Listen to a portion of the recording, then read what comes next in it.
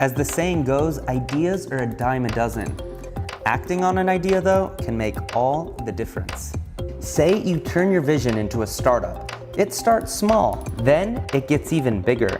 Then it gets even bigger. Until one day, you may get to decide it's time for your company to go public. IPO stands for Initial Public Offering.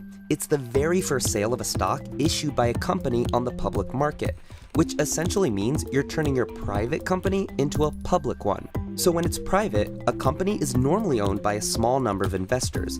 That usually consists of people like you, your friends, or parents, plus professional investors like a venture capital firm. Once the company goes public, you're opening up that business to be owned by a large number of people. In effect, the firm goes from being owned by just a few people to potentially tens of thousands of shareholders. To commemorate the event, most stock exchanges hold a ceremony of sorts. At the New York and London stock exchanges, you'll ring the bell. At the Hong Kong Stock Exchange, you'll strike the gong. So why go public?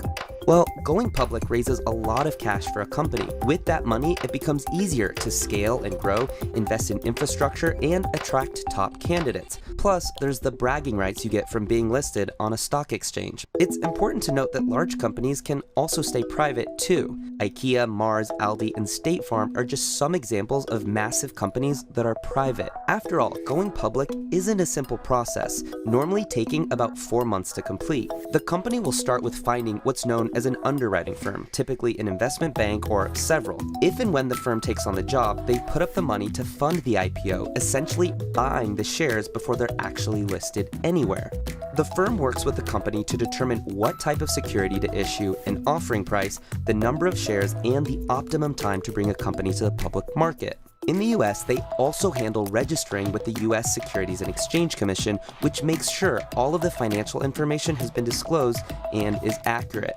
Then you're finally good to go. The underwriter's goal is to sell shares to the public for more than it paid the company. After all, that's how they make their money.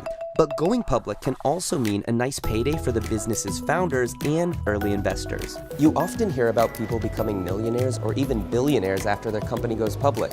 Here's why. If you've worked at a private company that's intending to go public one day, sometimes part of your compensation is given through equity, part ownership of the firm. It's a way to hire talented people without a lot of cash up front. And if the company does go public, you get a piece of it at its new valuation. Here's an example. When Snapchat went public in 2017, its founder, Evan Spiegel, scored big. Spiegel got a stock grant of $636 million when the company went public. The following year, he sold more than 2.6 million shares. The sale of his stock was equivalent to $50 million.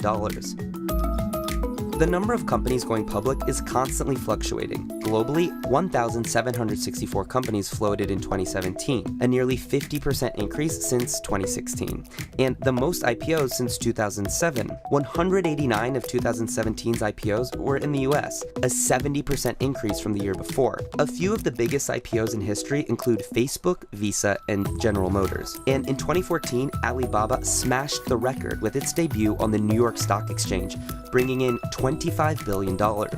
All that said, going public has its drawbacks. Publicly traded companies are subject to oversight by regulators like the US Securities and Exchange Commission. And once you list your company on an exchange, you're not just reporting to yourself anymore, you answer to all your shareholders. If you don't make them happy, you can be sidelined or even fired from the company you founded.